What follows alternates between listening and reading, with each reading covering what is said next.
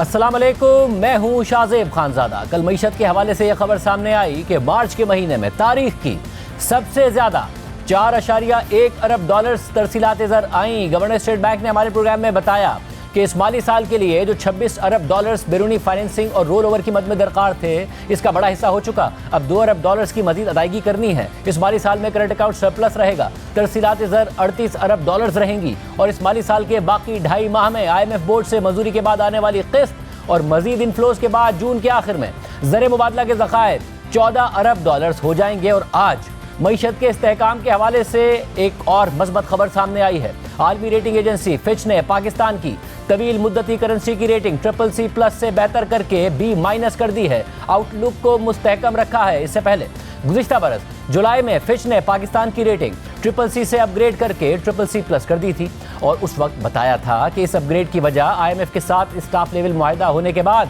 बैरूनी फंडिंग के हवाले से गैर यकीनी की सूरत हाल का खात्मा है, जबकि मुल्क के खसारों में कमी और ज़र मुबादला के ज़खायर में इस्तेहकाम भी इसकी वजह थी। और फिर आज फिच ने इस रेटिंग को CCC+ से मजीद अपग्रेड करके B- कर दिया है। और फिच के मुताबिक इस अपग्रेड की वजह यह एतमाद है कि पाकिस्तान बजट खसारों को कम करने और स्ट्रक्चरल रिफॉर्म्स के हवाले से प्रोग्रेस करता रहेगा। फिच के मुताबिक ये तवक्को की जाती है कि टाइट इकनॉमिक पॉलिसी सेटिंग्स के सिलसिले का तसलसल रहेगा ताकि ज़र मुबादला के ज़खायर की बहाली होती रहे और बैरूनी फंडिंग की ज़रूरियात महदूद रहें, जबकि इन पॉलिसीज़ पर अमल दरामद में ख़तरात अपनी जगह बरकरार हैं और पाकिस्तान की बैरूनी फाइनेंसिंग की ज़रूरत बहुत ज़्यादा है। बैनुल-अक़वामी तिजारत में तनाव और मार्केट वोलेटिलिटी पाकिस्तानी मईशत पर बैरूनी दबाव में इजाफा कर सकती है, मगर इन खतरात के असरात बैनुल-अक़वामी मार्केट में तेल की कीमतों के गिरने और पाकिस्तानी मईशत के बरामदाद और मार्केट फाइनेंसिंग पर कम इन्हिसार की वजह से कम हो जाते हैं। फिच के मुताबिक मार्च में पाकिस्तान और IMF के दरमियान स्टाफ लेवल मुआहदा हो चुका है।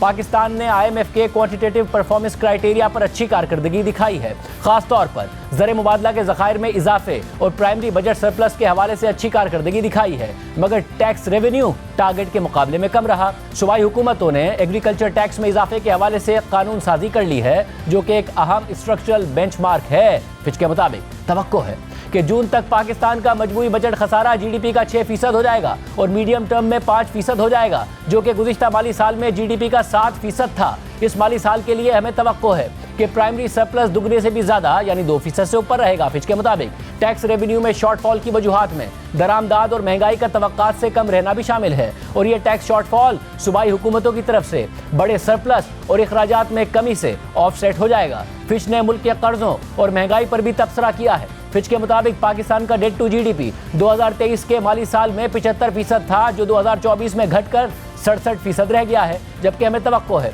कि औसत महंगाई 5% पर रहेगी, जबकि इस माली साल में पाकिस्तान की मईशत के 3% तरक्की करने की तवक्को है। फिच के मुताबिक इंटरनेशनल ट्रेड टेंशंस पाकिस्तान की बरामदात को मुतासिर कर सकती हैं, जिसमें अमेरिका को टेक्सटाइल की बरामदात शामिल है, मगर कमोडिटी प्राइसेस में कमी इस असर को कम कर देगी।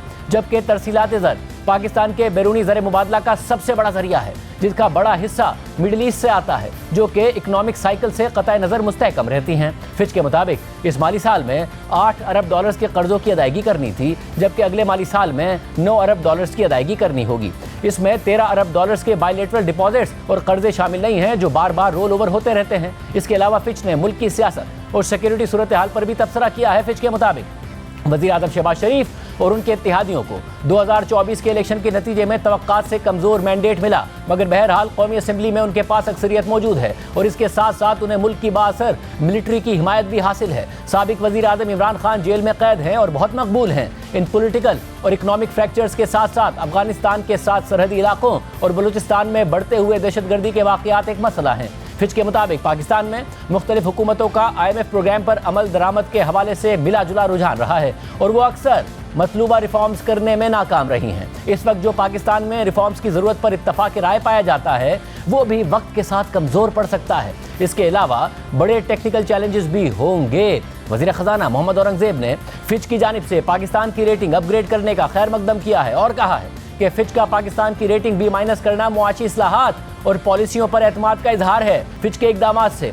हुकूमत के मुआशी एजेंडे को मज़ीद तक़वियत मिलेगी। इस पेशरफ्त के बाद मज़ीद सरमायाकारी, तिजारत और रोज़गार के मौक़ों में इजाफा होगा। वज़ीर ख़ज़ाना ने मज़ीद कहा कि सनती तरक्की और इजाफी माली वसाइल भी दस्तियाब होंगे। हुकूमत मुआशी इस्लाहात और मुआशी इस्तेहकाम का सफर जारी रखेगी। आने वाले वक्तों में मुल्की मईशत में मजीद बेहतरी और इस्तेहकाम आएगा। आलमी रेटिंग एजेंसीज, सरमायाकारों और मालियाती इदारों का पाकिस्तान पर एतमाद मजीद बढ़ेगा। ये जो आज आया है ये बहुत खुशाइंद है कि हम B- में वापस गए हैं। तो आप ये समझ लें we are back where we were 3 years back.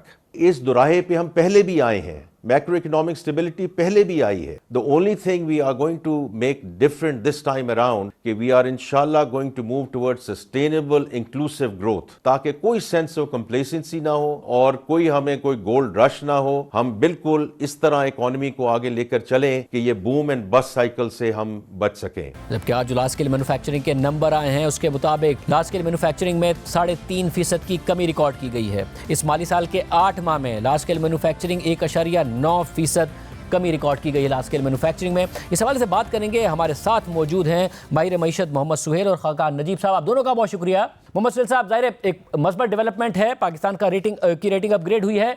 क्या असरात आप इसके पढ़ते देखते हैं और जो कमेंट्री है फिच की उसको किस तरीके से देखते हैं?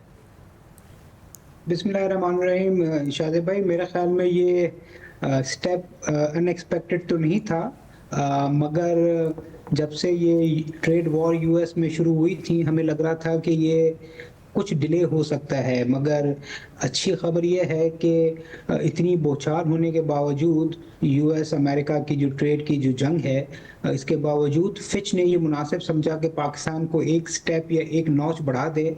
ये एक कॉन्फिडेंस बिल्डिंग के लिए एक अच्छी खबर है। ऑप्टिक्स के लिए एक ऐसे टाइम पर जब हुकूमत पीआईए की और डिस्कोस की प्राइवेटाइजेशन के लिए जा रही है, एक अच्छी खबर है। और एक ऐसे टाइम पे जब पाकिस्तान के रिजर्व्स तो बहुत अच्छी पोजीशन में नहीं हैं और वहाँ चैलेंजेस हैं कि बोरो करना थोड़ा सा दुश्वार है, तो उसको मद्देनजर रखते हुए ये एक अच्छी खबर है, क्योंकि हो सकता है कि अब कुछ रेट्स पाकिस्तान को बेहतर मिल जाए। मगर मैं एक आम आदमी के लिए शादिब भाई ये समझाता चलूँ कि आज जो हमें फिच ने किया है तो हम उसी लेवल पे आए जो 2019-2022 में थे, माइनस B-। हमें ये नहीं भूलना चाहिए कि 2019 से पहले हम B+ थे। तो अगर हम फिच की रेटिंग को ही देखें तो हम 2018 से अभी भी पीछे हैं। 2022 वाले लेवल पे आ गए हैं और 2023, 24, 25 में तो हम C कैटेगरी में थे, उससे बेहतर है।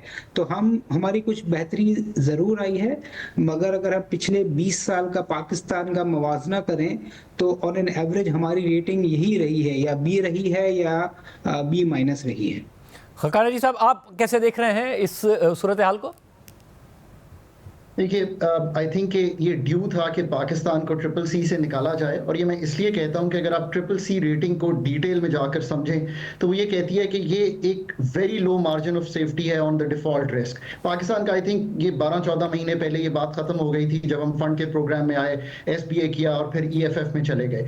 अब जो रेटिंग है वो ये कहती है कि लिमिटेड मार्जिन ऑफ सेफ्टी है जो पाकिस्तान ने अटेन कर लिया है, जिसका मतलब ये है कि जो फाइनेंशियल कमिटमेंट्स हैं वो पूरी की जा सकती हैं। अगर आप 25 में भी देखें, 26 में भी देखें। और मैंने हमेशा कहा है कि पाकिस्तान की इकॉनमी इस वक्त मैं 12-14 महीने से जो देख रहा हूं वो बाय द बुक बिहेव कर रही है, जैसे कि इकोनॉमीज को बिहेव करना चाहिए जब वो फंड से एंगेज होती हैं। मैक्रो स्टेबिलिटी आ गई है, ग्रॉस एक्सटर्नल नीड्स जो हैं वो फंड इंश्योर करता है वो पूरी हो जाएं।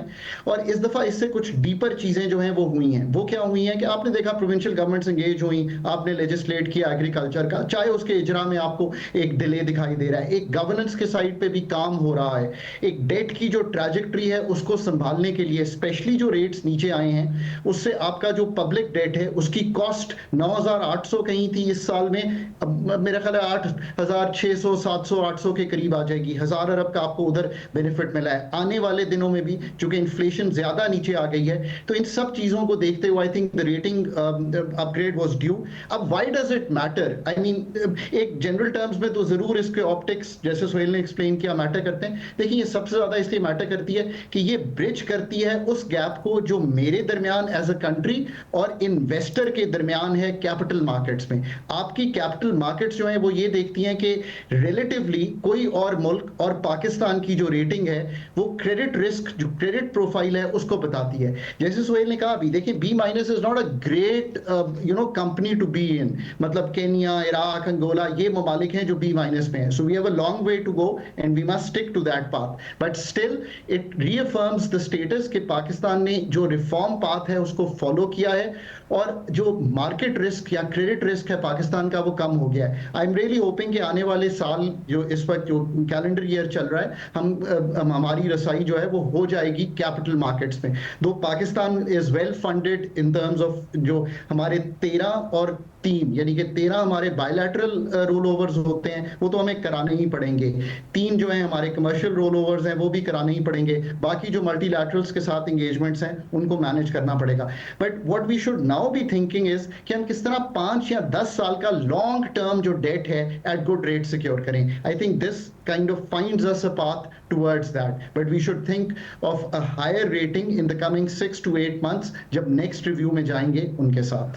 और सर साहब आज भी जो पाकिस्तान की जो बॉन्ड है एग्जिस्टिंग उसके रेट्स में बेहतरी की खबर आई कि जैसे ही रेटिंग आउटलुक बेहतर होने की खबर आई, पाकिस्तान को जब आईएमएफ की कंडीशन थी फाइनेंसिंग का इंतजाम करने की तो पाकिस्तान कमर्शियल बैंक्स के पास जा रहा था तो वो भी बहुत महंगा कह रहे थे कि जी आपको कर्जा मिलेगा, इंटरनेशनल मार्केट्स का रास्ता तो था नहीं पाकिस्तान को उस तरीके से अवेलेबल इन हालात में।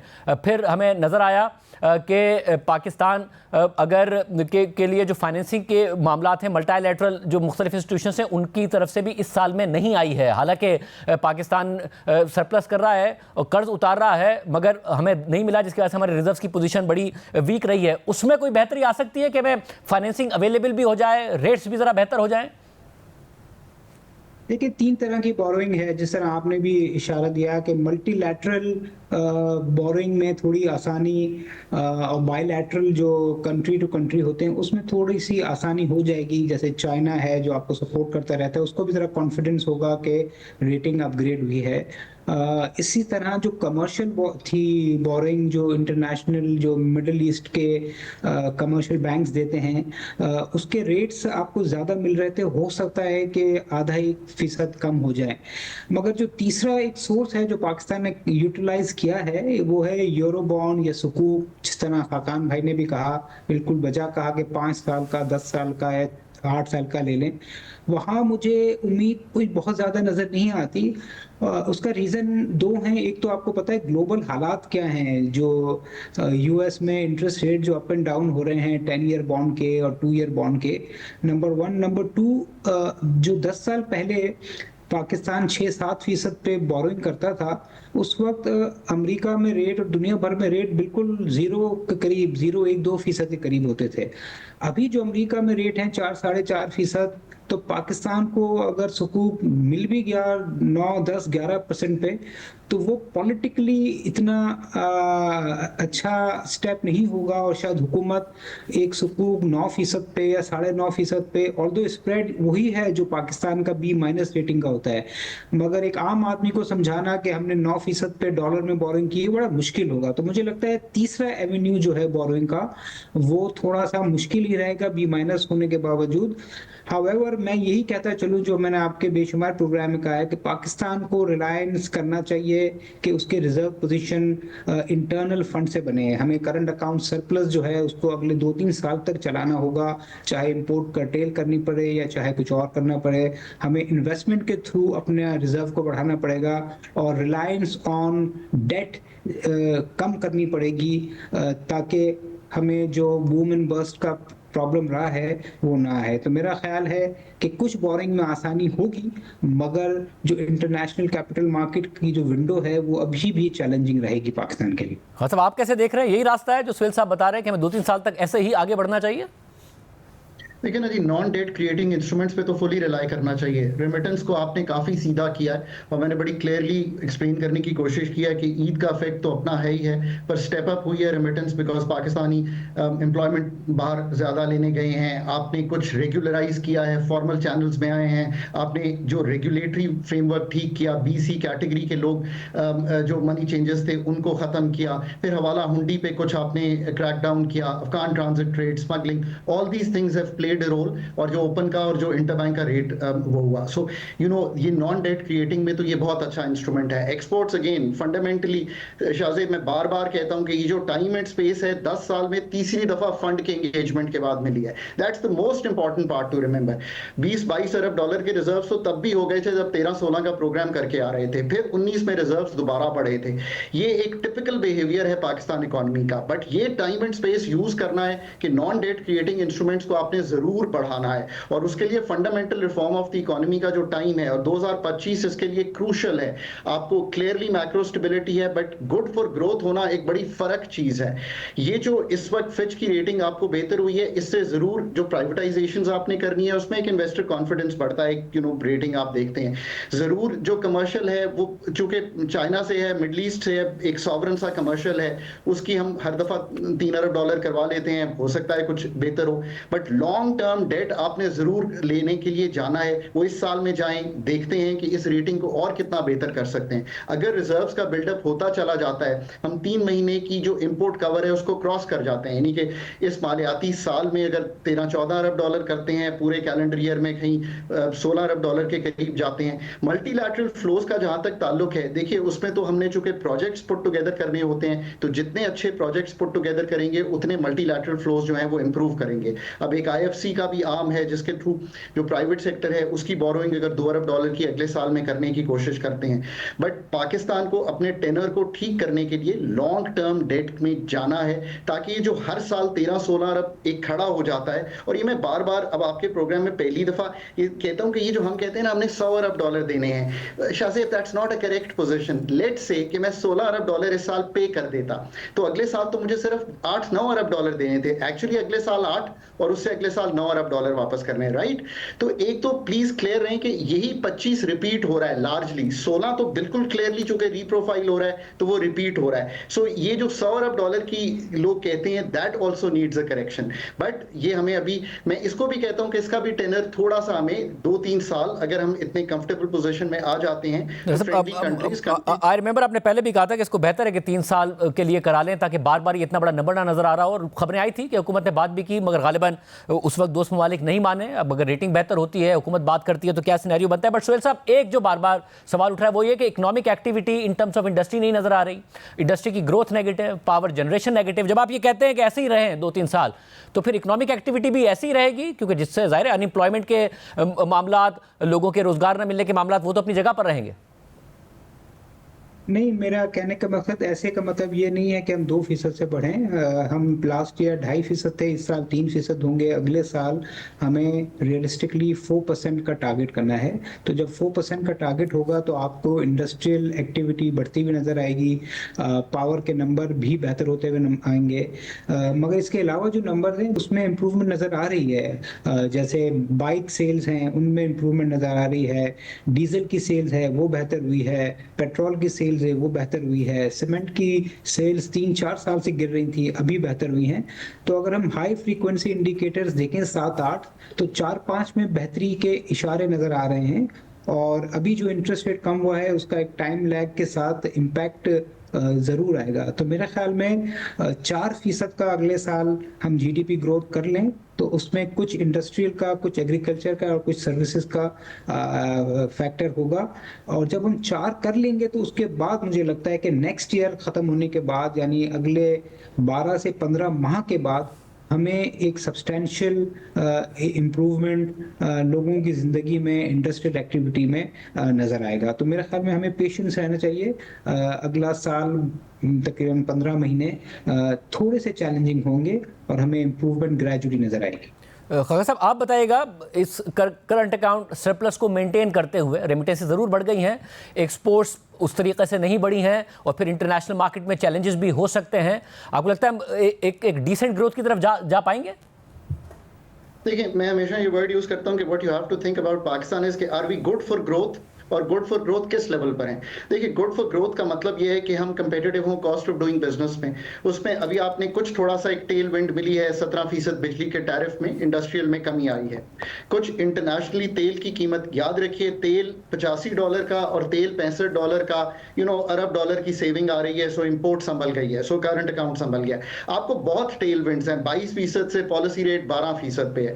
अब अगर आप फंडामेंटली ये नहीं चेंज कर सकते कि मुल्क की जो इनएफिशिएंसीज हैं, चाहे वो फिस्कल की हो, जैसे अब आपने पॉलिसी चेंजेस करके टैक्सेस तो लगाकर अपना जो रेवेन्यू है वो बढ़ाया, मालियाती खसारा कम किया, पर अगर आप एक्सपेंडिचर का रिफॉर्म इस बजट में दिखाएं, अब हमारे पास अपॉर्चुनिटीज क्या है, इस बजट में दिखाएं कि कोई इनकम सपोर्ट प्रोग्राम शेयर हो रहा है प्रोविंसेस से, दिखाएं कि अपने जो एजुकेशन हेल्थ जो सब्जेक्ट्स हैं वो नीचे चले गए हैं, वहां पे आपने कमी की है। नौकरियां बहुत सी जो आपने बंद की हैं वो हैं जो जिस पे कोई बैठा हुआ नहीं था। अब दिखाएं कि आपने रियली जो डिविजन्स हैं 43 वो कम करने गए हैं।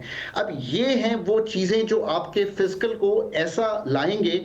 करंट अकाउंट का बहुत बड़ा कॉरिलेशन अगर आप ग्राफ देखेंगे पाकिस्तान का फिस्कल से है, तो एक तो वहीं संभल जाएगा, बिकॉज जब फिस्कल में खर्चा आता है, इंपोर्ट बढ़ती है, पाकिस्तान का करंट अकाउंट प्रॉब्लम में आता है।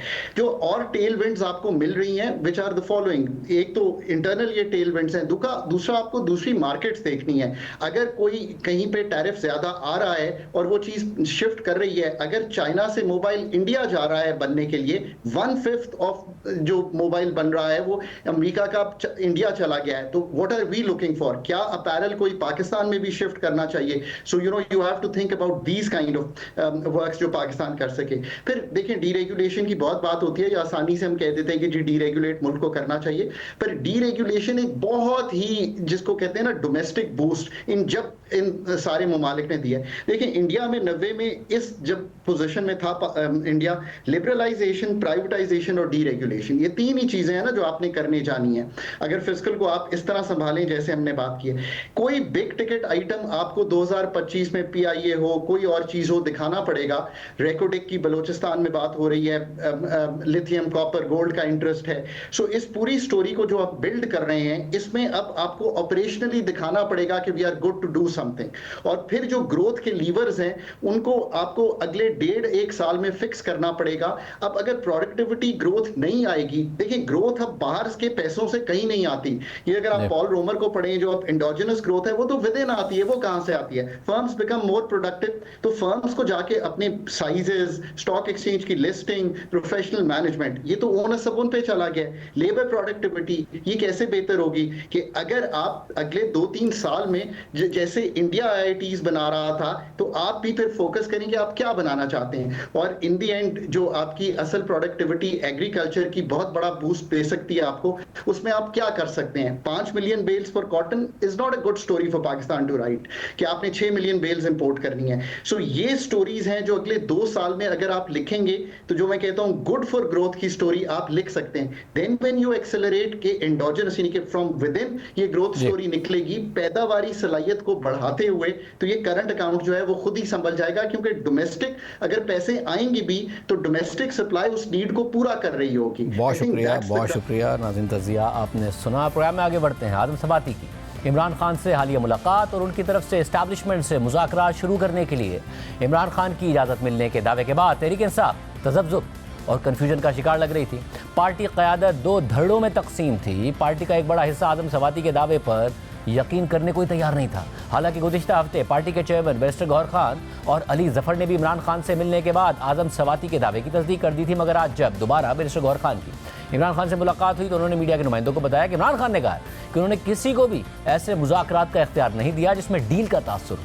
हमारे लिस्ट के मुताबिक जो हम वाज़ा करते हैं, इस्लामाबाद हाई कोर्ट के लार्जर बेंच के मुताबिक, उसमें से 2 वकील मैं और सलमान सफदर साहब चले गए। बाकी 4 वकील अली इमरान, 7 राय करल साहब, 7 फैसल चौधरी साहब, वो तीनों भी शामिल थे। इसी तरह 5 वकला की मुलाकात हुई है। आज भी खान साहब की फैमिली की मुलाकात नहीं हो सकी। खान साहब ने मुझे आज स्टेटमेंट से दी है, एक इम्प्रेशन क्रिएट किया जा रहा है कि कोई डायलॉग हो रही है और डायलॉग कहीं से हो रही है और ये डील का कोई नतीजे के लिए ढूंढा जा रहा है। इसके लिए खान साहब ने आज कहा है कि मैंने किसी को अतराइज नहीं किया, कि वो कोई भी डायलॉग करे जिसमें ये इंप्रेशन हो कि मैं कोई डील चाहता हूँ। मैं हर किस्म की डील को रद्द करता हूँ। मैंने किसी को ऑथराइज नहीं किया कि मेरे लिए कोई मुज़ाकरात करे। मैंने अपने लिए मुज़ाकरात करने के लिए किसी को ऑथराइज नहीं किया है। मिस्टर गौहर खान के इस बयान के बाद ये सवाल भी उठ रहा है कि क्या इमरान खान आदम सवाती को दिए गए पैगाम से मौक़िफ़ से पीछे हट गए हैं। इसके अलावा मिस्टर गौहर खान ने मजीद कहा कि इमरान खान ने सख्ती से हिदायत दी हैं कि पार्टी रहनुमा एक दूसरे के खिलाफ किसी भी किस्म के बयान नहीं देंगे। साथ ही उन्होंने अलायंस के हवाले से बातचीत तेज़ी से आगे बढ़ाने की हिदायत भी की। खान साहब ने आज एक बार फिर सख्ती से पार्टी के लिए एक इंस्ट्रक्शन इशू की है। आइंदा कोई party worker, party leader, party का ओहदेदार किसी सूरत में दूसरे ओहदेदार के खिलाफ किसी भी किस्म की स्टेटमेंट मीडिया पे या पब्लिक में नहीं देगा। इसका सख्ती से मुमानियत होगी पार्टी के, और पार्टी में इनसाइड डिसिप्लिन होगी, लेकिन आउटसाइड कोई बंदा बात नहीं करेगा। हमारी अलायंस पे खान साहब ने बात की है। अलायंस के साथ हमारी बातचीत काफ़ी तूल पकड़ रही है। खान साहब ने कहा है अभी हिदायत यही है कि अलायंस वालों के साथ अपनी बातचीत एक्सपेडाइट करें, और हमारे सारे ऑप्शन बशमूल हमारे एहतजाज वगैरह ऑन द टेबल है, लेकिन हम चाहते हैं कि मुख्तसर एजेंडे पे सब इकट्ठा हो।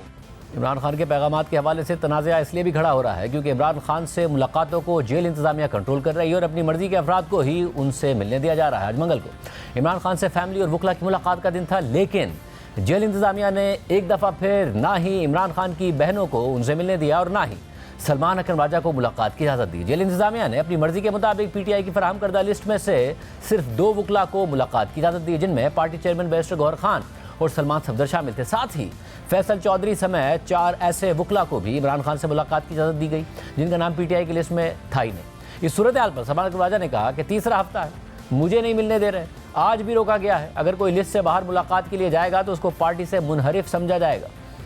कोई वजह नहीं है, अदालत का हुक्म है, हमारा ये हक है कानून के तहत। आज ये तीसरा हफ्ता है, ये मुझे नहीं मिलने दे रहे। रीमा बीबी को, बहनों को भी इन्होंने रोका हुआ है। बाकी लोग तो कुछ गए हैं अंदर, देखते हैं आज किसको मिलने देते हैं, किसको नहीं मिलने देते। बहरहाल हमारी पार्लिमानी पार्टी और पॉलिटिकल कमेटी ने ये फैसला किया है कि कोई शख्स जो लिस्ट में नहीं है वो नहीं अंदर जाएगा। अगर कोई शख्स फहरिस्त से बाहर अंदर जाता है तो उसको पार्टी का मुनहरिफ समझा जाएगा। पिछली दफ़ा भी कुछ लोग जो है लिस्ट के गए थे ना, इसीलिए मैंने एक स्टैंड लिया और हमारी पॉलिटिकल कमेटी ने उसकी तायीद की है कि लिस्ट के बाहर से कोई अंदर नहीं जाएगा। इसके अलावा तहरीक इंसाफ की क़यादत ये शिकायत कर रही थी कि अमरीकी कांग्रेस के 3 रुकनी वफ़द से अरकान पार्लियामेंट की मुलाकात के लिए स्पीकर कौमी असम्बली की जानिब से पीटीआई को मदऊ नहीं किया गया। कल पीटीआई के चेयरमैन बैरिस्टर गौहर खान और सेनेट में अपोजिशन लीडर शिबली फराज ने स्पीकर पर तनकीद की थी, लेकिन रात में कौमी असम्बली में पीटीआई की पार्लिमानी लीडर जरताज गुल ने तस्लीम किया था कि स्पीकर ऑफिस की जानिब से वीकेंड पर पार्टी के चीफ व्हिप आमिर डोगर से रब्ता किया गया था। और आज खुद स्पीकर कौमी असम्बली अयाज सादिक ने मीडिया से बात करते हुए कहा कि अपोजिशन को मदऊ किया गया था। मैंने जो बुलाया था चेयरमैन पीटीआई को और व्हिप को, उनको बुलाया था जो परसों रात को डिनर था। मुझे पता है ना कि ये कई दफा ये चीजें आ जाती, तो मैंने एविडेंस भी रखा हुआ है, फोन कॉल्स का भी एविडेंस है, व्हाट्सएप का भी एविडेंस है, वो सारा कुछ है, मेरे स्टाफ के पास भी है। देखें, ये बार बार मौका जो जाया करते हैं ना, ये मौका था कि अमरीकनों को आके जिनसे वो मदद मांगते हैं उनके साथ आके बैठ के बात करते। रिपोर्टर्स की अदालत में अगर एविडेंस पेश करना पड़ा तो मैं एविडेंस सारा है हमारे पास। लेकिन बैरिस्टर गौहर खान ने स्पीकर के बयान पर जियो न्यूज़ के नुमाइंदे हैदर शराजी से बात करते हुए कहा है कि पहले भी कहा था और अब भी कह रहा हूं कि स्पीकर कौमी असम्बली ने किसी इवेंट की दावत नहीं दी थी और ना कोई दावतनामा मिला था पीटीआई के लिए। अमरीकी कांग्रेसमैन का दौरा पाकिस्तान और उनसे मुलाकात इस लिहाज से भी अहमियत रखती है क्योंकि गुज़िश्ता साल ट्रंप जब इलेक्शन मुहिम चला रहे थे तो उस वक्त से ही पीटीआई लॉबिंग कर रही थी, तासुर दे रही थी, उम्मीद लगा रही थी कि ट्रंप इमरान खान के लिए अच्छे जज्बात रखते हैं, इसलिए अगर वो सदर बन गए तो वो पाकिस्तान पर दबाव डालेंगे और पीटीआई की मुश्किलात ख़त्म हो जाएंगी, इमरान खान बाहर आ जाएंगे। पीटीआई अपनी लॉबिंग के जरिए अमरीकी अरकान कांग्रेस और ट्रंप इंतजामिया के मुमकिन अहदेदारों से इमरान खान के हक में बयानात भी दिलवाने में कामयाब रही थी। लेकिन अब लग रहा है कि लॉबिंग बेनतीजा साबित हो रही है क्योंकि ट्रंप को ओहदा संभाले हुए अब 3 महीने होने वाले हैं, मगर ट्रंप इंतजामिया की इमरान खान के हवाले से फिलहाल कोई तवज्जो ही नज़र नहीं आ रही है, बल्कि जो बाअसर अमरीकी शख्सियात इमरान खान के लिए आवाज़ उठा रही थी वो भी अब खामोश होती जा रही हैं, जिससे हुकूमत पर एतमाद होती जा रही है। इन दिनों अमरीकी कांग्रेस के 3 अरकान पाकिस्तान के दौरे पर आए। ये तीनों अफराद भी माजी करीब में इमरान खान के लिए आवाज़ उठा चुके थे, मगर आज स्पीकर अयाज सादिक ने कहा कि अमरीकी वफ़द ने इमरान खान का जिक्र तक नहीं किया, बल्कि ये कहा कि हमारा पाकिस्तान की अंदरूनी सियासत से कोई ताल्लुक नहीं है। आपसे मुलाकात हुई अमेरिकन वफद की, क्या स्पेसिफिकली उन्होंने बानी चेयरमैन से मुलाकात का कोई मुतालबा किया या उनका कोई मामला उठाया आपके साथ? उन्होंने जिक्र भी नहीं किया। ये मैं वसूख से कह सकता हूँ और मैं मीडिया के थ्रू कह रहा हूँ, उन तीनों ने कहा जाते वक्त कि हमारा पाकिस्तान की इंटरनल पॉलिटिक्स से कोई ताल्लुक नहीं है।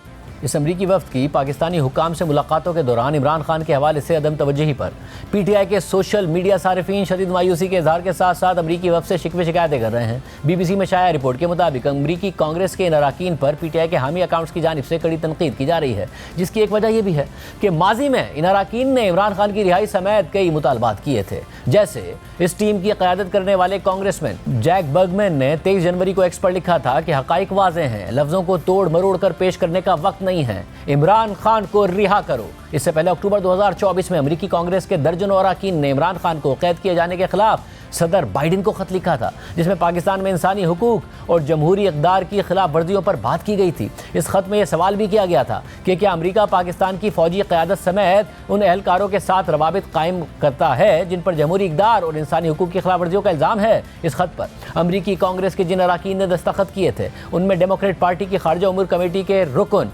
जोनाथन जैक्सन भी शामिल थे, जो पाकिस्तान में आने वाले इस 3 रुकनी वफ्द का हिस्सा है, जिन्होंने आर्मी चीफ से मुलाकात की। सिर्फ यही नहीं, वफ्द के बाकी 2 अरकान थॉमस स्वाजी और जैक बर्गमैन ने अक्टूबर 2024 के दौरान उस वक्त के अमरीकी वज़ीर ख़ारजा एंटनी ब्लिंकन को ख़त लिखा था, जिसमें तशवीश का इज़हार किया गया था कि हमें पाकिस्तान में इमरान खान, उनकी क़ैद, उनके हामियों के मुज़ाहिरों और मुबैना क़ैद तन्हाई से मुताल्लिक़ कई सरगर्मियों की इत्तलात मौसूल हुई हैं। जबकि इससे पहले नवंबर 2023 के दौरान अमरीकी कांग्रेस में एक बिल मुतारिफ कराया गया था, जिसमें पाकिस्तान में जमहूरियत और इंसानी हुकूक की फराहमी का मुतालबा किया गया था। इस वक्त पाकिस्तान में आए अमरीकी वफ्द के सरबराह जैक बर्गमैन इस बिल के स्पॉन्सर थे, जिसके मतन में यह दावा किया गया था कि पाकिस्तान में फ़ौज मुल्क की सियासत पर गैर मुनासिब असर रसूख रखती है। इस सब के अलावा सोशल मीडिया पर जैक बर्गमैन के मुईद पीरज़ादा को दिए गए हालिया इंटरव्यू का हवाला भी दिया जा रहा है, जिसमें उन्होंने अपने दौरा पाकिस्तान में इमरान खान से मुलाकात की बात की थी। इस सूरत हाल से हुकूमत काफ़ी मुतमईन नज़र आ रही है और वह दावा भी कर रही है कि पाक अमरीका ताल्लुकात बेहतरी की जानिब आगे बढ़ रहे हैं और अमरीका पाकिस्तान की अंदरूनी सियासत से लाताल्लुक है। सहाफ़ी रिजवान शहजाद की खबर के मुताबिक हुकूमत के अंदर यह खामोश एहसास उभर रहा है कि इमरान खान को कम अज़ कम फ़िलहाल वाशिंगटन से वो लाइफ लाइन मिलने का इम्कान नहीं है, जिसकी बहुत ज़्यादा हाइप बनाई गई थी। सोशल मीडिया पर क़यास सराइयाँ गर्दिश करती रहीं और यह ख्याल तक़वियत पाता रहा कि व्हाइट हाउस से सिर्फ एक फ़ोन कॉल साबिक़ वज़ीर आज़म की तकदीर बदल सकती है। ताहम नून लीग के नए अमरीकी इंतज़ामिया के साथ हालिया सिफारती राब्तों से लगता है कि पीटीआई की तवक्कात मुबालगा आराई के अलावा कुछ न थी। नाम ज़ाहिर न करने की शर्त पर नून लीग के एक सीनियर वज़ीर ने कहा कि इमरान खान अमरीकी तरजीहात की फहरिस्त में शामिल ही नहीं है। सीनियर वज़ीर ने इंकिशाफ किया कि यह नुक्ता नज़र हालिया अमरीकी हुक्काम से होने वाली मुलाकातों के दौरान सामने आया। अमरीकी हुक्काम ने पाकिस्तानी हम मनसबों से कहा कि इमरान खान की क़ैद के हवाले से सोशल मीडिया मुहिम को नज़रअंदाज करें। सीनियर वज़ीर के मुताबिक अमरीकी हुक्काम ने इमरान खान के मामले पर कोई बाज़ाब्ता तशवीश भी जाहिर नहीं की, बल्कि हमारे हालिया राब्तों में यह वाज़ेह हुआ कि वो इमरान खान के हवाले से दिलचस्पी ही नहीं रखते और उनका कहना था कि सोशल मीडिया के शोर शराबे से परेशान ना हो, ये उनके लिए कोई मसला ही नहीं था, इसलिए किसी लेवल पर उठाया ही नहीं गया। बहरहाल इमरान खान की बुकला से मुलाकात हुई है। फैसल चौधरी मुलाकात करने वालों में शामिल थे, मगर उनका नाम पार्टी की तरफ से दी गई फहरिस्त में शामिल नहीं था। हमारे साथ मौजूद है फैसल चौधरी साहब, बहुत शुक्रिया मुझे ज्वाइन करने के लिए। फैसल चौधरी साहब, आज आप इमरान खान साहब से मिले, लिस्ट में आपका नाम नहीं था, आपकी मुलाकात हुई। सलमान खान राजा साहब ने कहा था कि जो लिस्ट के अलावा मिलेगा वो मुनहरिफ तस्वुर किया जाएगा, मगर आपने जो ट्वीट किया है उसमें आपने ये कहा है कि इमरान खान साहब ने तो हैरत का इजहार किया कि क्यों कुछ मुलाकातियों को पाबंद कर रहे हैं, जिसको इजाज़त मिले उसको मुलाकात कराई जाए। उन्होंने कहा कि हफ्ते में एक मौका मिलता है, अगर इस पर भी पाबंदी लगाई जाएगी तो मुलाकात का मौका हासिल नहीं होगा। तो इमरान खान साहब नहीं चाहते कि पाबंदियां हो और पार्टी ये पाबंदियां लगाए कि कौन मिलेगा कौन नहीं मिलेगा। जी, आज इमरान खान साहब ने ये कहा कि जो क्योंकि लिस्ट जो है ना शाहजेब साहब कभी भी फॉलो नहीं होती। इमरान खान साहब के से मैंने खुद साइन करवा के भी देता रहा हूँ, लेकिन ये कभी मुझे रोक लिया, मेरे जूनियर को भेज दिया। यानी वहाँ पे अडयाला में आज तो खैर पहुँचना भी एक मुश्किल काम था, तो गलियों से हमें क्योंकि थोड़ा सा एज होता है लोकल होने का, तो वहाँ पे मैं पहुँच गया था। तो काफ़ी देर 1.5 घंटे गर्मी में इंतज़ार करने के बाद हुआ। तो खान साहब ने ये कहा कि 7 दिनों के बाद एक मौका मिलता है, सो जो आएगा वो मिलेगा, तो एक राब्ता या एक कनेक्शन तो बहाल होगा ना। क्योंकि अदरवाइज़ तो अगर कोई नहीं आएगा तो फिर तो 7 दिनों के बाद भी मुलाकात नहीं होगी। तो ऑब्वियसली जब एक बंदा जेल में होता है, जेल के की सहूलतें बर्दाश्त कर रहे होते हैं, तो ये जो मीटिंग्स होती हैं ये बड़ी इंपॉर्टेंट होती हैं। इसीलिए जो अलीमा बीबी की और ये जो मीटिंग्स रखवाई गई हैं ये बड़ी काबिल एतराज़ बात है, ये ज़्यादती की बात है। बहनें हैं, वो खून का रिश्ता है, आइनी और कानूनी हक है, उनको जिस तरह से रोका जाता है, जिस तरह से रोका गया है, ये बड़ी ज़्यादती की बात है। उन्होंने इस पर भी अफसोस का इजहार किया, गुस्से का इजहार किया कि क्यों अलीमा बीबी को और दीगर को नहीं आने दिया जा रहा। डेफिनेटली फिर उस पर वो ही वॉज नॉट हैप्पी और उन्होंने अफसोस का इजहार भी किया। फिर बैरिस्टर सलमान सफदर साहब से उन्होंने कहा कि आप जो इस पर जो कंटेम्प्ट है वो लगाएं और इसकी जो बाकी चीज़ें जो हैं उसको जो एक कानूनी तरीक़ेकार है, 2 की अदालतों में जो सूरत हाल है उनको पता है, इसका इदराक है, लेकिन इंशाल्लाह उनकी भी जो मुलाकात है उसकी पूरी कोशिश करेंगे कि वो लाजमी हो और ये उनका बिल्कुल एब्सोल्यूट राइट हक है। और 1 महीने से जो उनका ये मुलाकातें बंद हैं, ये मैं इसको बार बार ये कह रहा हूँ कि ये काबिल मज़म्मत बात है। मतलब अब मुझे एक सूरत हाल क्योंकि पार्टी के अरकान के लिए वाज़ेह कर दीजिए। सलमान अकबर राजा साहब कह रहे हैं हम देंगे लिस्ट, एक जो कमेटी है वो, और वो लोग मिलेंगे, उसके अलावा जो गया और मिला वो मुनहरिफ ख्याल किया जाएगा। आप ये कह रहे हैं, इमरान खान साहब ने कहा भाई जिसको इजाज़त मिलती है वो आए, कम से कम हफ्ते में 1 दिन मिलता है तो ये तो फिर किसी से नहीं मिल पाऊंगा मैं। वो ये कहना है कि जो को इजाज़त मिले वो आ जाए, पार्टी का रुकन और मुझसे मिल ले। बिल्कुल ऐसी ही बात उन्होंने की है और यही बात उन्होंने आज इसकी और ये जो ट्वीट भी है ये वो भी उनके हुक्म पे होती है। अगर वो ना कहते बाहर क्या कि आप ये ट्वीट ना करो तो मैं कभी भी नहीं करता।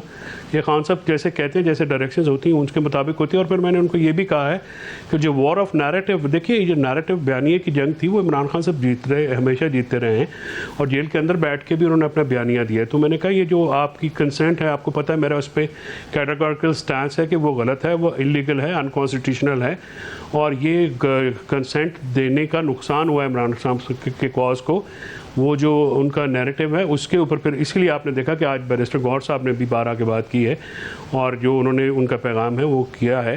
सब तो वो जो पैगाम है ये ज़रा मुझे बताएगा कि फिर आजम सवाती या फिर अली अमीन गंडापुर को वो कह रहे हैं कि बात करो ही नहीं, या फिर बात कर सकते हो डील की, या मेरे बारे में बात मत करो, बात करने की इजाज़त है। और फिर क्या अगर फिर बात करें तो क्या करें? देखिए शाहज़ेब साहब, उन्होंने इस तासुर की बिल्कुल नफ़ी की है और सख्ती से तासुर की नफ़ी की है कि वो इस्टेब्लिशमेंट से डील चाहते हैं, जो कि बहुत ज़्यादा लोग ज़बान ज़देआम था। और उन्होंने कहा कि मैंने किसी को नहीं कहा कि आप जाके बात करें। हाँ, अली अमीन और आज़म सवाती साहब आए थे और उन्होंने कहा कि जी हम उनसे बात करें, तो मैंने उनको कहा कि मुझे उनसे उम्मीद नहीं है। अगर बात करना चाहे तो कोई भी बंदा बात कर ले पाकिस्तान के लिए। मेरे मुकदमात या बुशरा बीबी के मुकदमात ये तो इसका कोई कभी भी टॉक्स का या नेगोशिएशंस का मुद्दा ही नहीं रहा। तो वो उन्होंने ये कहा कि जो अगर आप सवाती साहब या अली अमीन साहब मुल्क के लिए कोई बात करना चाहते हैं, ये उसे तो पहले भी बात हुई थी, इसमें कोई नई बात नहीं है। तो उन्होंने ये कहा कि मैंने तो किसी को नहीं कहा कि आप जाके बात करें एस्टेब्लिशमेंट के साथ। और अगर जो सवाल है वो ये कि अगर सवाती साहब ज़ाहिर अब किसी से अगर बात करेंगे और पार्टी की तरफ से तासुर और इमरान खान साहब का भी कह दिया कि उनके पास मैंडेट ही नहीं है बात करने का, तो फिर कोई बात करेगा, वो कोई ब्रेक थ्रू कर पाएंगे, कोई फ़ायदा होगा उनके किसी भी बात का, फिर वो ना ही करें? शाहज़ेब साहब देखिए, एक बड़ी प्रैक्टिकल बात है जिसको समझने की ज़रूरत है। सियासी तौर पे कोई भी बात अगर होगी तो इमरान खान साहब को ख़ुद एंगेज करना पड़ेगा ना हुकूमत को। और हुकूमत जो सियासी अदम इस्तेहकाम है ये इसको तब तक ख़त्म नहीं कर सकती जब तक इमरान खान साहब ऑन बोर्ड ना हो। और इमरान खान साहब को ऑन बोर्ड लिए बगैर वो कोई भी स्वाति साहब हों, अली अमीन साहब हों या दूसरे अकाबरीन हों, वो एक फैसिलिटेट तो कर सकते हैं, लेकिन अल्टीमेटली बात तो इस्टेब्लिशमेंट, हुकूमत और इमरान खान साहब के बीच में होनी है। अब ये बात उसके लिए माहौल बनाना, उसके लिए अपोजिशन अलायंस का क्रिएट करना या सियासी दबाव करना, या फिर अगर वो बात कोई अलायंस बनता है उसके प्लेटफॉर्म से होना है। So these are something which is very premature. इस वक्त इमरान खान साहब की फैमिली को उनसे मिलने की इजाज़त नहीं है, ट्रायल उनके रोक दिए गए हैं। तो ये जो सख्तियाँ हैं ये इससे भी ज़ाहिर होता है ना कि कोई बातचीत नहीं हो रही। देखिए ना, जिस तरह से एक पहरा लग जाता है, बात जो है वो नई मुलाकात होने दी जाती है, तो और सियासी मुलाकातों पे पाबंदी है। उन्होंने माइन एंड मिनरल्स बिल का भी स्पेशली कहा कि जब तक अली अमीन साहब और सीनियर क़यादत आके मुझसे मिले, ब्रीफ करे, और तब तक तो इस पर कोई प्रोसेस नहीं होगा। सो ये चीज़ें जो हैं ये भी तो आपको जहन में रखनी है कि इमरान खान साहब जो हैं वो डिक्टेशन तो नहीं लेंगे। वो जाहिर है अगर कोई बात करेगा या कोई ब्रिज करने की कोशिश करेगा, that is always welcome, but हतमी तौर पे तो इमरान खान साहब को एंगेज करना पड़ेगा। साहब जो पार्टी प्लेटफॉर्म से बताएगा कि उन्होंने एक दूसरे के खिलाफ बयानबाजी से भी मना किया है पार्टी के रहनुमाओं को। गालिबन आपने कहा कि सलमान अकरम राजा साहब का जो बैरिस्टर गौहर खान साहब के हवाले से बयान था उस पर भी उन्होंने नाराज़गी का इजहार किया। जी बिल्कुल, वो उन्होंने जो बयानात हैं एक दूसरे के ख़िलाफ़ उनको बिल्कुल पसंद नहीं करते, कभी भी नहीं करते, और पार्टी का एक डिसिप्लिन भी होता है। और इस तरह से जो ट्वीट्स और ये आना जो है वो ज़ाती की बात है। ख़ासकर चेयरमैन है मिस्टर गौहर शरीफुल नफ्स आदमी हैं, महज़ब आदमी हैं, और जो उस तरह की जो बातें हैं वो नहीं आनी चाहिए। दूसरा उन्होंने ये जो आपने बात की ना कि मुनहरिफ फॉर डिसिप्लिनरी कार्रवाई, इसके ऊपर भी खान साहब का ये ख्याल था कि ये पॉलिटिकल पार्टी है, इसको रेजिमेंटेशन ऑफ डेमोक्रेसी जिसको मैं कहता हूँ वो नहीं हो सकती। पॉलिटिकल पार्टीज में तो इंक्लूजन होती है, सबको साथ लेके चलना पड़ता है, भांत भांत के लोग होते हैं, हर किसी की आरा होती है, राय को सुनना होता है। सो वो चीज़ों को साथ लेके जो है चलना है। और टू डिसिप्लिनरी एक्शन जो मुलाकातों के हवाले से हैं तो इस पर भी उन्होंने गौहर साहब को और बाकियों को कहा कि वो आप इस पर बिल्कुल ना, इस पर ना जाएँ। पॉलिटिकल पार्टी जो कोई आता है मिलने तो मोस्ट वेलकम, जिसको इजाज़त मिलती मिले तो सही ना। आप ये कह रहे हैं सलमान अकरम साहब ने जितने ऐलान किए कि पार्टी जो नाम देगी उसके अलावा जो जाएगा इजाज़त नहीं है जाने की, जो गया तो मुनहरिफ ख्याल होगा। इसके अलावा जो सलमान अकरम साहब ने बयानात दिए बैरिस्टर गौहर खान साहब के हवाले से कि वो लास्ट टाइम गए थे, वो उन सब को इमरान खान साहब ने नापसंदीदगी का इजहार किया कि सारे इक़दामात और ये सारे ऐलानात को वो ओन नहीं करे, वगैरह गलत हैं, ऐसा नहीं होना चाहिए। हाँ जी, वो इसको मौत पर ख्याल नहीं करते और उनका ये ख्याल है कि एक पॉलिटिकल पार्टी जो है उसको पॉलिटिकल पार्टी की तरह चलाना चाहिए। और ये सारी बातें कोई भी हो, शाहज़ेब साहब, ये तो नापसंदीदा ही होंगी ना। कौन पसंद करेगा कि पार्टी में अगर ख़ासकर अब वो जेल में हैं तो पार्टी इस तरह से अगर आपस में बाहम दस्तो गिरबान होगी तो इसको तो कोई भी लीडर पसंद नहीं करेगा। तो आज उन्होंने इसमें हदायत दी और मुझे उम्मीद है कि पार्टी काबरीन जो हैं इसके ऊपर वो तो जो भी देंगे और इसको वो सुनेंगे। और ये जो आपस की जो छोटी छोटी बातें हैं ये मीडिया पे ये इस पर नहीं आनी चाहिए। एक पार्टी का डिसिप्लिन होता है, चेयरमैन है गौहर साहब और जनरल सेक्रेटरी जो हैं वो भी हैं, तो ये सारे अहदेदारान जो हैं वो एक दूसरे के साथ मिलकर चले और इमरान खान की राय के लिए कोशिश करें। क्योंकि इस वक्त वर्कर जो हैं वो तो लाएमल देखना चाहते हैं कि इमरान खान साहब कैसे रहा होंगे। एक ही मुतमा नज़र है हम सबका, उस पर लिए जो भी काम करेगा उसके लिए साथ भी खड़े होंगे, साथ भी देंगे। जो अगर जो उसके सोबतें भी हैं वो भी बर्दाश्त करने को तैयार हैं, लेकिन एक सियासी पायदार लाएमल इमरान खान साहब की रहाई का फौरी तौर पर आना चाहिए और पार्टी को इस पर तवज्जो देने की अशद ज़रूरत है। बहुत शुक्रिया फैसल चौधरी साहब, इस हवाले से तफसीलात बता रहे थे। प्रोग्राम में एक ब्रेक शामिल करते हैं, एक और अहम खबर आपके सामने रखेंगे। बलूचिस्तान में अमन अमान की सूरत हाल मुसलसल ख़राब हो रही है। आज बलूचिस्तान में मस्तूम के इलाके शमशाबाद में बस के करीब धमाका हुआ है, जिसमें बलूचिस्तान कांस्टेबलरी के 3 एहलकार शहीद और 16 ज़ख्मी हो गए। बलूचिस्तान हुकूमत के मुताबिक RTC कलात से बलूचिस्तान कांस्टेबलरी के एहलकारों को ले जाने वाली बस पर IED धमाका किया गया। इससे पहले हफ्ते को रात को ईरान के पाकिस्तान से मुत्तसिल सूबे सिस्तान और बलूचिस्तान में मुसल्लह अफराद ने 8 पाकिस्तानियों को गोलियां मारकर कत्ल कर दिया था। मरने वाले 8 अफराद का ताल्लुक सूबा पंजाब से था और वो ईरान के अफगान सरहद से मुत्तसिल शहर मेहरिस्तान में गाड़ियों की मरम्मत का काम करते थे, जहां उन्हें निशाना बनाया गया। वाक़ई की जिम्मेदारी कलअदम बलोच अलहदगी पसंद तंजीम बलोच नेशनलिस्ट आर्मी ने कबूल की थी। बलूचिस्तान और खैबर पख्तूनख्वा में अमन अमान की सूरत हाल मुसलसल कशीदा होती जा रही है। सूरत हाल पर हुकूमत पाकिस्तान का कहना है कि मुल्क में बढ़ती हुई हालिया बदअमनी के ताने बाने हमसाया मुल्क अफगानिस्तान से जुड़ते हैं, जबकि इसमें अमरीकी फोर्सेस की जानिब से छोड़ा गया असलहा भी अहम किरदार अदा कर रहा है। और अमरीकी अखबार वाशिंगटन पोस्ट की रिपोर्ट में इस हवाले से अहम तफसीलात भी शाया की गई हैं।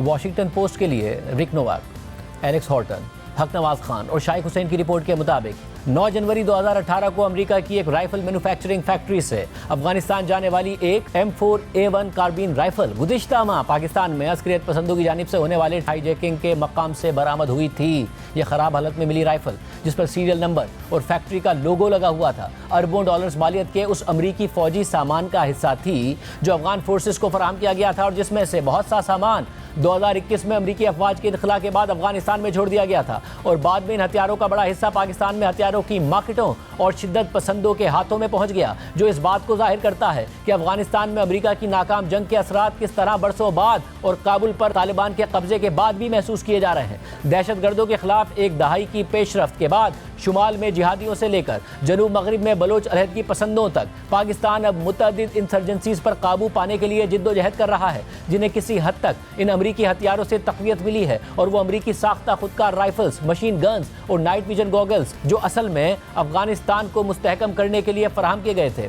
अब पाकिस्तानी तालिबान यानी TTP और दीगर गिरोहों के हाथों न्यूक्लियर ताकत के हामिल मुल्क पाकिस्तान में तबाही फैलाने के लिए इस्तेमाल हो रहे हैं, जिसकी शिद्दत पसंदों, असलहा फरोशों और सरकारी हुक्काम ने तस्दीक की है। मई 2024 में पाकिस्तानी हुक्काम ने वाशिंगटन पोस्ट को दर्जनों ऐसे हथियारों तक रसाई दी जो उनके मुताबिक गिरफ्तार या मारे गए शिद्दत पसंदों से बरामद किए गए थे, और कई माह की तहकीकात के बाद अमरीकी फौज और पेंटागन ने भी तस्दीक की कि सहाफ़ियों को दिखाए गए इन हथियारों में से 63 अमरीकी हुकूमत की जानिब से अफगान फोर्सेस को फराहम किए गए थे, जिनमें ज्यादातर M16 राइफल्स थी, जबकि इनमें कुछ जदीद मॉडल्स की M4 कार्बिन राइफल्स भी शामिल थी। इसके अलावा पाकिस्तानी हुक्काम ने सहाफ़ियों को PVS-14 नाइट विजन डिवाइसेस का एक मुख्तसर ज़ख़ीरा भी दिखाया था, जो अमरीकी मुसल्लह अफ़वाज आमतौर पर इस्तेमाल करती हैं। ताहम इन डिवाइसेस की बतौर अमरीकी अमलाक आज़ादाना तौर पर तस्दीक नहीं हो सकी है। 11 मार्च को बलोच शिद्दत पसंदों के ट्रेन हमले के बाद पाकिस्तानी हुक्काम ने 3 अमरीकी राइफल्स के सीरियल नंबर फराहम किए, जो मुबैना तौर पर हमला आवरों ने इस्तेमाल की थी।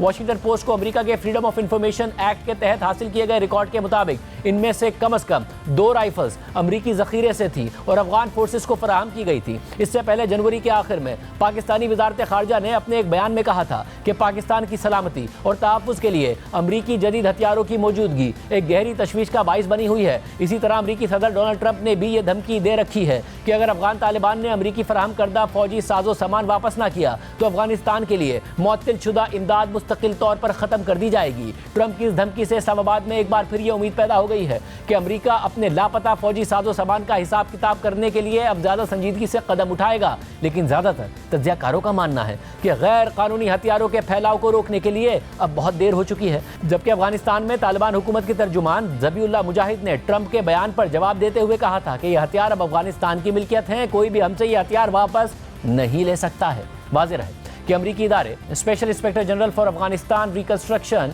या सिगार की 2023 की एक रिपोर्ट के मुताबिक जब अगस्त 2021 में तालिबान ने अफगानिस्तान का कंट्रोल संभाला तो उस वक्त मुल्क में अमरीका की जानिब से फराहम करदा अंदाज़न $7 अरब से ज़ायद की मालियत का फौजी साजो सामान था, और अमरीकी फ़ौज का अफगान फोर्सेस को दिए गए हथियारों का रिकॉर्ड रखने का निज़ाम गैर मुतवाज़न और नाकिस था, जिसे अमरीकी फ़ौज के अफगानिस्तान से अचानक और गैर मुनज़्ज़म इनखला ने मज़ीद ख़राब कर दिया था। और साबिक़ सदर जो बाइडन की हुकूमत में अमरीकी हुक्काम ने इस सूरत हाल की जिम्मेदारी कबूल करने से ही इनकार कर दिया था। गुज़िश्ता साल सितंबर में पेंटागन ने अपने एक बयान में कहा था कि दिफाई साजो सामान और हथियार इंतहाई एहतियात और दुश्मन के हाथ लगने के खतरात को मद्देनज़र रखकर फराहम किए गए थे और उन्हें वापस लेने का कोई इरादा नहीं है। जबकि इस दौरान पेंटागन ने तस्लीम किया कि यह फौजी साजो सामान तालिबान के हाथ लग गया होगा, जिसके बाद वो या तो उनके ज़ेर इस्तेमाल होगा या फिर कहीं और मुंतकिल कर दिया गया होगा। एक आला अमरीकी डिफेंस ओहदेदार ने वाशिंगटन पोस्ट को बताया कि जब यह असलहा अफगान हुकूमत को मुंतकिल कर दिया गया तो ये उनकी मिल्कियत और जिम्मेदारी बन गई।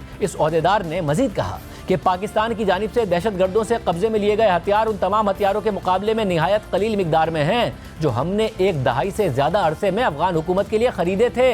पाकिस्तान और अफगानिस्तान की गैर महफूज सरहद के साथ साथ गैर कानूनी असलहा बाज़ारों में तवील अरसे से शिद्दत पसंदों और दीगर मुजरिमों के साथ कारोबार होता रहा है। उनमें से सबसे पुराना बाजार दरा आदम खेल में है, जो पेशावर के जनूब में वाक़ है। असलहे के व्यापारियों का कहना है कि इस बाजार की बुनियाद 19वीं सदी के वस्त में पहली एंग्लो अफगान जंग के दौरान पड़ी थी। ताहम हालिया बरसों में इस बाजार की सबसे ज़्यादा हंगामा खेज सरगर्मियाँ उस वक्त देखने में आईं जब अमरीका ने अफगानिस्तान से इनखला शुरू किया था। कलदम TTP के एक सीनियर रुकन कारी शुएब बाजोड़ी के मुताबिक असलहे की तलब बहुत ज़्यादा थी, इसलिए उनके जंगजुओं ने कम कीमतों और असलहे की वाफर दस्तियाबी से फ़ायदा उठाया। लेकिन जैसे जैसे पाकिस्तानी शिद्दत पसंदों ने इन हथियारों की मदद से अपनी बगावत को मजीद बढ़ाया, सिक्योरिटी फोर्सेज ने इन बाज़ारों पर छापे मारे और व्यापारियों को गिरफ्तार किया, और अब जो चंद M4 राइफल्स दस्तियाब हैं वो भी खुफिया तौर पर रखी जाती हैं और उनकी कीमतें आसमान को छू रही हैं। ताहम कारी शुएब बाजोड़ी का कहना है कि TTP को अब भी गैर कानूनी सामान बआसानी दस्तियाब है। रिपोर्ट के मुताबिक हाल ही में जारी होने वाले प्रोपेगेंडा मवाद में TTP के जंगजू अमरीकी साख्ता night vision devices, thermal optics से लेस M4 राइफल्स और राइफल पर नस्ब इंफ्रारेड लेज़र के साथ दिखाई दिए हैं, जबकि अक़वाम मुत्तहिदा की एक रिपोर्ट में गुज़िश्ता साल ये नतीजा अख़ज़ किया गया था कि अफ़गान तालिबान के निचले दर्जे के जंगजू बराह रास्त TTP को असलहा और सामान फराहम करते हैं, लेकिन TTP और अफ़गान तालिबान दोनों ने इस दावे की तरदीद की है। इसके अलावा अगरचे ख़ित्ते में गैर मुल्की इमदाद के मुंजमद होने और अमरीकी पनाह गुज़ीन दाखिला प्रोग्राम की मुअत्तली जैसे इक़दाम से मज़ीद अदम इस्तेहकाम का खदशा है, लेकिन पाकिस्तानी हुकाम अब भी ट्रंप इंतज़ामिया से उम्मीदें वाबस्ता किए हुए हैं। पाकिस्तानी वज़ारत ख़ारजा के एक अहदेदार ने नाम ज़ाहिर न करने की शर्त पर बताया कि बाइडेन इंतज़ामिया ने वो हथियार वहीं छोड़ दिए थे और हमारा मानना है कि अमेरिका को इस मामले में कुछ करना चाहिए, वो अफ़गान तालिबान से उन्हें ख़रीद ले या कोई और इक़दाम करे। इसके अलावा हाल ही में जब पाकिस्तान के नायब वज़ीर आज़म और वज़ीर ख़ारजा इसहाक़ डार और अमरीकी वज़ीर ख़ारजा मार्को रूबियो के दरमियान टैरिफ्स के मामले पर गुफ्तगू हुई थी, उसमें भी इस मामले पर बात हुई थी। जबकि गुज़िश्ता दिनों यह खबर भी सामने आई थी कि अमरीकी फोर्सेस के इनखला के बाद अफ़गानिस्तान में रह जाने वाले अमरीकी हथियारों का तकरीबन निस्फ अफ़गान तालिबान के कब्जे से गायब हो चुका है। BBC की रिपोर्ट के मुताबिक ज़राए ने BBC को बताया है कि अफ़गानिस्तान में तालिबान की जानिब से हासिल किए गए 5 लाख हथियार या तो ज़ाया हो चुके हैं, फ़रोख्त किए जा चुके हैं या फिर दूसरे गिरोहों को स्मगल किए जा चुके हैं, जबकि अक़वाम मुत्तहिदा का ख्याल है कि उनमें से कुछ हथियार अलकायदा से वाबस्ता गिरोह के हाथों में चले गए हैं। एक साबिक अफ़गान एहलकार ने नाम ज़ाहिर न करने की शर्त पर बताया कि तालिबान ने 2021 में अफ़गानिस्तान पर दोबारा कंट्रोल हासिल करने के बाद तकरीबन 10 लाख हथियारों और फौजी साजो सामान का कंट्रोल संभाल लिया था, जिनमें से ज़्यादातर अमेरिका की जानिब से पिछली अफ़गान हुकूमत को फराहम किए गए थे। ज़राए ने बताया है कि तालिबान ने गुज़िश्ता साल के अवाखिर में दोहा में अक़वाम मुत्तहिदा की सलामती काउंसिल की पाबंदियों की कमेटी के सामने एतराफ़ किया था कि कम अज़ कम आधे हथियार और आलात अब लापता हो चुके हैं। कमेटी के एक रुकन के बकौल उन्होंने तस्दीक की है कि 5 लाख अशिया लापता हैं और दीगर ज़राए इस बारे में कोई मालूमात नहीं रखते। इससे पहले फरवरी में अक़वाम मुत्तहिदा ने एक रिपोर्ट में कहा था कि Tehreek Taliban Pakistan, Islamic Movement of Uzbekistan, East Turkistan Islamic Movement और यमन की अंसारुल्लाह तहरीक समेत अलकायदा से वाबस्ता तंजीमें तालिबान के ज़ेर कब्ज़ा हथियारों तक रसाई हासिल कर रही हैं या उन्हें ब्लैक मार्केट से खरीद रही हैं। ताहम इस रिपोर्ट के जवाब में तालिबान हुकूमत के नायब तर्जुमान हमदुल्ला फितरत ने BBC को बताया कि वो हथियारों की हिफाजत और ज़खायर को बहुत संजीदगी से ले रहे हैं और वो स्मगलिंग या नुकसान के दावों को सख्ती से मुस्तरद करते हैं। आज के प्रोग्राम में इतना ही। इजाज़त, अल्लाह हाफ़िज़।